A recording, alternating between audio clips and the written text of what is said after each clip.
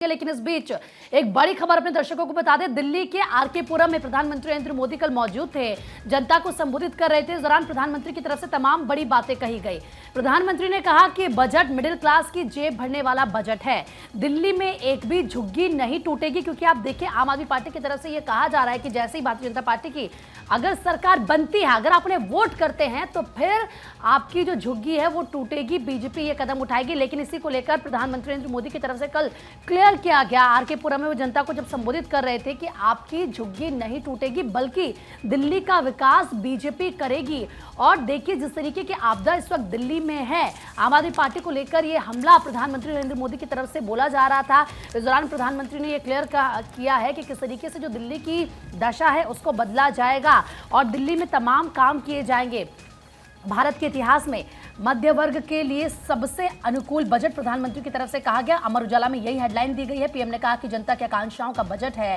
पहले घोटालों की भेंट चढ़ जाती थी बढ़ती हुई कमाई, लेकिन अब जब बीजेपी की सरकार बनी है, जो केंद्र में एनडीए की सरकार है, तो आप देखिए किस तरीके की स्थिति अब पूरी तरीके से बदल चुकी है। आम जनता के बारे में सोचा जाता है। ये जो सरकार है ये आम जनता की सरकार है। तो प्रधानमंत्री नरेंद्र मोदी ने कहा कि इस बार के आम बजट ने हर परिवार की झोली को खुशियों से भर दिया है। ये देश के इतिहास में मध्यम वर्ग के लिए सबसे अधिक अनुकूल बजट है। मोदी की गारंटी का अपना नारा दोहराते हुए पीएम मोदी ने कहा कि भारत की आजादी के बाद से 12 लाख रुपए तक की सालाना आय वाले लोगों को कभी इतनी राहत नहीं मिली।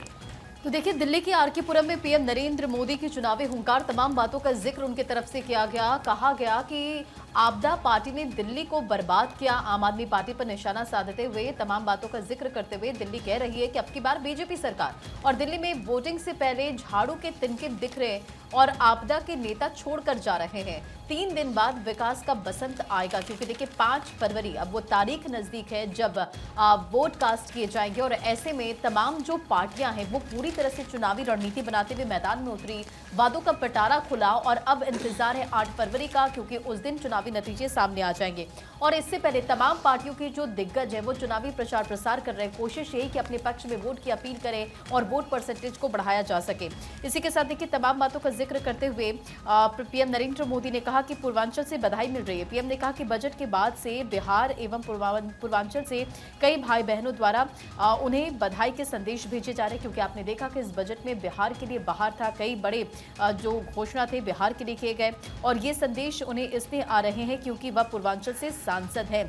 तो इसी के साथ उन्होंने इसका भी जिक्र किया कि मेक इन इंडिया को मिलेगा बढ़ावा, रोजगार बढ़ेंगे और 10 साल में अर्थव्यवस्था विश्व में 5वें स्थान पर पहुंच गई है।